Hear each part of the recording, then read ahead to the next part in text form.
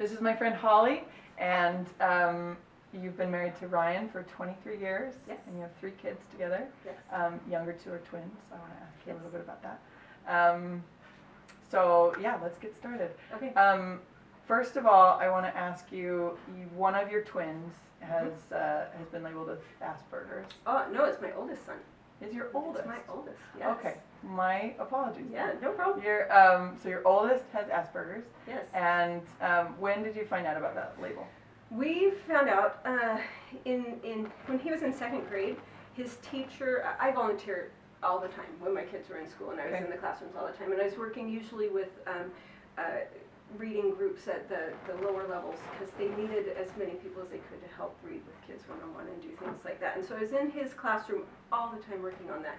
And one day I was there working with a group of kids, and when I was done, she handed me this paper about Temple Grandin, who is a well-known woman with Asperger's.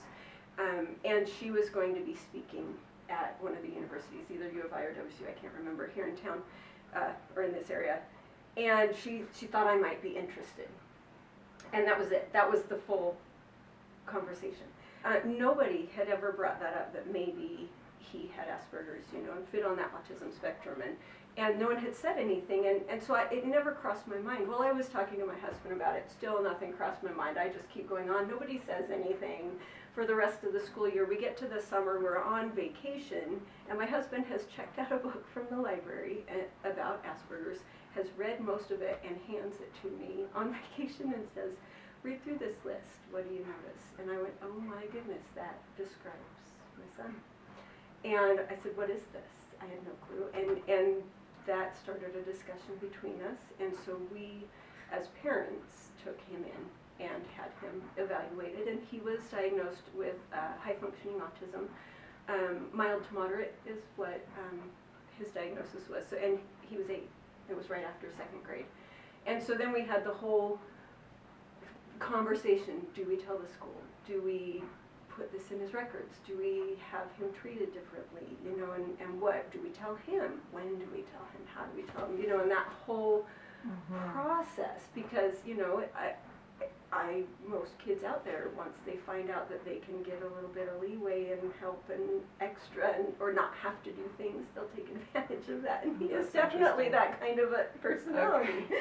And so, for I think it was a couple of years that we just didn't see anything to him. We did tell the school though, and asked for a few modifications, but very little, because they said, really, it's that time with Mom and Dad. You need to be the person who helps him get past things and figure things out. And, what is he not connecting, and then helping him learn how to connect. And so I learned as much as I could and kind of fumbled along the way. But it was so great at the same, it's like, oh my gosh, oh dang, something's going on. What am I going to do? But at the same time, so great, because now we had other people who had looked at this and studied this, and their advice and their thoughts and their ideas, and it wasn't a trial and error as parents anymore. And we had a lot more focused direction to help him.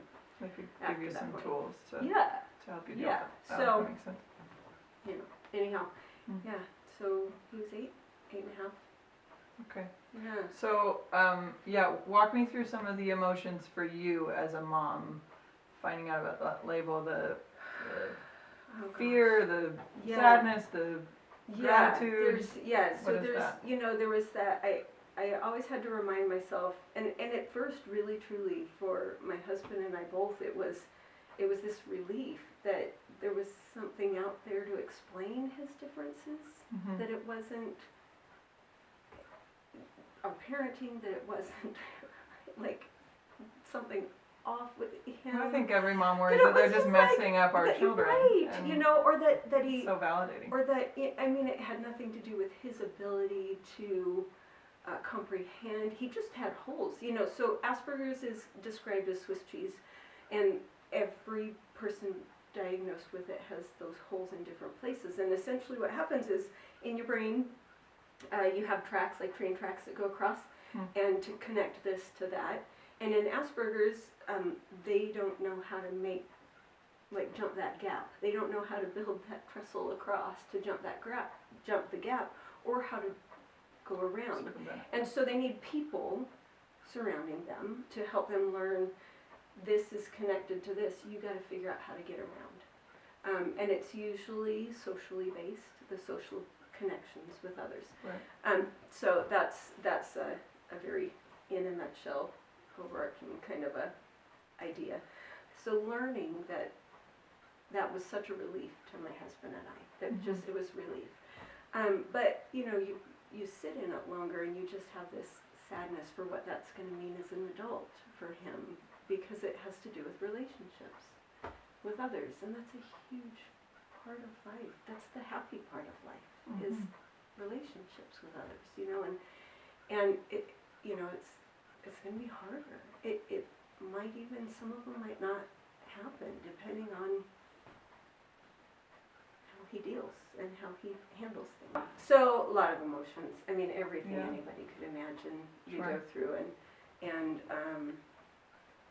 I'm not one to dwell on negative emotions, I guess, for a while, because that just really is hard. Yeah. And so you think about it, you worry about it, you get it out of your system, and you pack it back in that box in the back, and hope that that tape stays down really good for a long time, and just move on with what you have and what you're doing. Yeah. And then sometimes that box gets opened and you cry again for a while, and then you move on, and you just do what you can.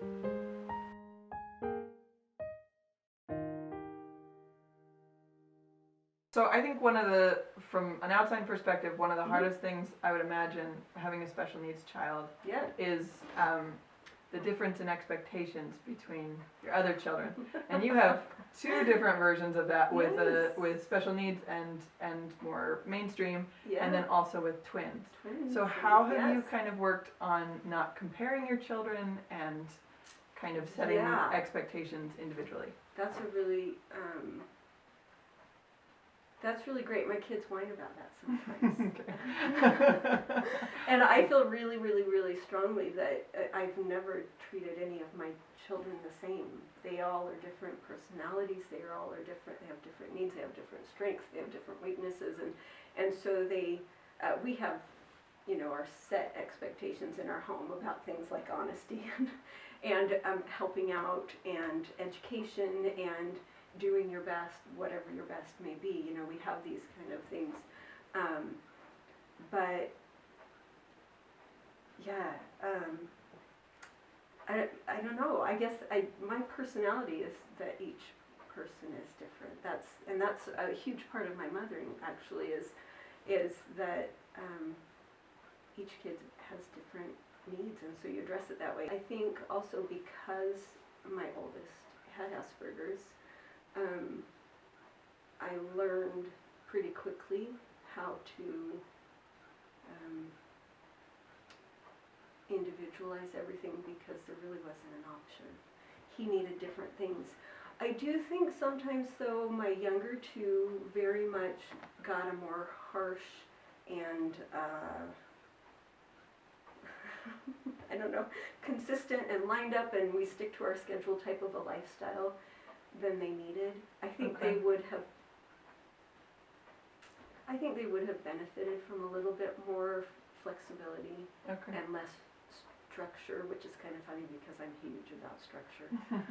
But I think there are times they would have benefited. But the structure was more needed for your oldest. Absolutely. Yeah. Absolutely. Okay. He had to have that structure. We had to have very consistent schedules and structure and expectations, and it had to be very spelled out. Because part of the Asperger's is not intuitively understanding social norms, and even within the home. And so, but I really do think, my younger two would have benefited, I think, from a little less structure sometimes, and a little bit more freedom to kind of go experiment on their own, and maybe fail a little bit on their own, and learn the lesson that way on their own. But my oldest wasn't necessarily capable of that.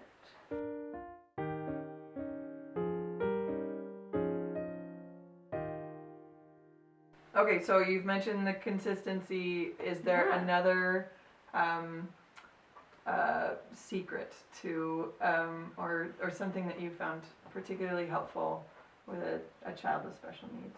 That's my last question on this topic. Just knowing everything you can, sharing it with everyone around you. We have found our experiences, the more people we tell and share and explain things to, the more accepted and loved he is, and the more understanding there is in the world around us for people who are different. We've seen that even in my own, like my mom and my sister are both school teachers, and they have had experiences with kids who are on the autistic spectrum, but specifically with Asperger's as well. And I've had a few times where my mom says, she says, I'm so grateful for Max, because that is, I think of him anytime I struggle with this kid that I work with. And I am so grateful for him because I have a softer heart, and I'm more forgiving, and I'm more willing to just be flexible, because that's my grandson right there, and that's how I want other people treating him, And so just kind of this concept. I know, I do too. It makes me so grateful, and I tell Max every time. I'm just like, hey, you're helping more people than just yourself, just by having the struggles you have.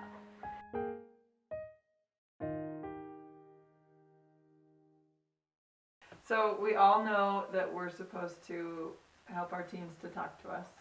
And we also know that asking direct questions often is not a very effective way to get them to talk to you. No. So tell me a little bit about how you bonded with your kids, especially your teenagers. Yes. What did that look like for you? You know what? Bonding with my teenagers happened way before they became teenagers.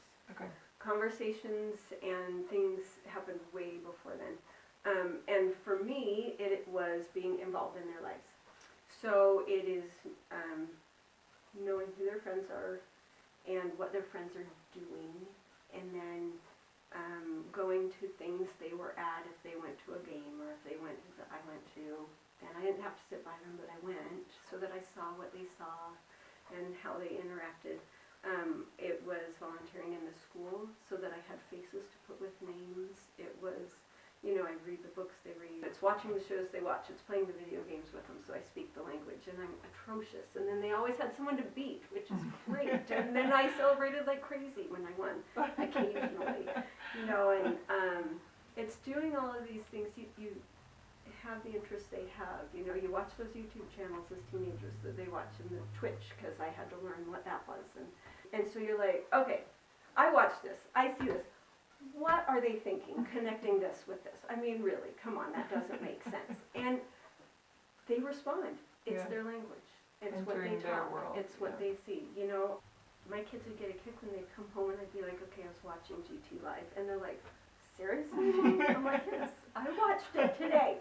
So I don't get this part, and knowing what they like, and then finding they like watching those videos. So finding one occasionally and shooting at them and just, this is hilarious. Seriously, you've got to watch this, And so some of the ways I put myself out there is then once they got past grade school and I couldn't volunteer, they really don't need volunteers much. Right. I coached, and so I knew their friends knew who I was. I worked at the high school once they started getting into high school as a cook. I knew their friends and who their friends were. I knew their teachers. I could talk to people. I heard the slang, and I heard the gossip. They knew I understand that high school's hard and that that's a really scary place to walk those halls. Yeah. They knew I understood that because I was a cook there, and those kids were coming through my line and saying all of those things and smelling that way. And so my big way, you can ask the questions, and sometimes they answer, sometimes they don't. But what I found would open conversation better is observation. So I noticed so-and-so and so-and-so holding hands today while they were walking in the hallway. What's up with that? And oh my goodness, can I tell you? They will tell you everything. Everything. They'll tell you what they know too. And then they'll ask you questions because they know you've noticed. For me, it was, I guess, mom means all in. And that's how I was all in. I was engaged and involved and aware of as many aspects of their life as I could. It's knowing enough about their world that you can ask them questions about their world, or make observations, you know, and you do what you can so that you are as much aware of their world that they are living in as they are. I love that. That's incredible. my theory on that. That's incredible. You were able to do that.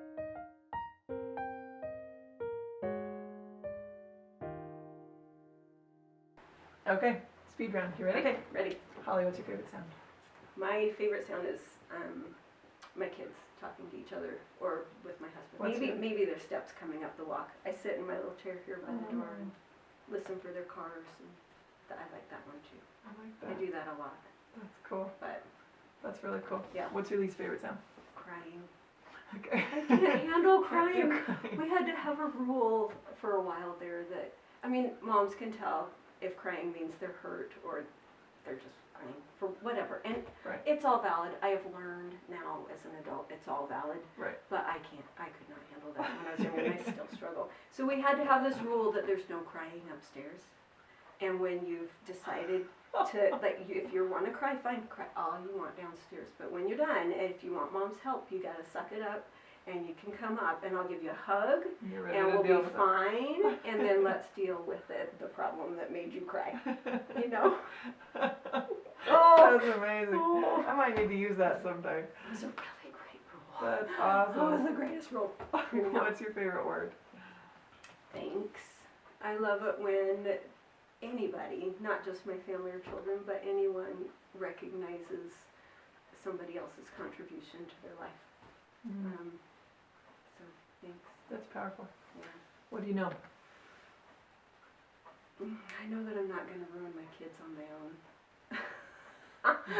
I know that my weaknesses and shortcomings won't ruin them.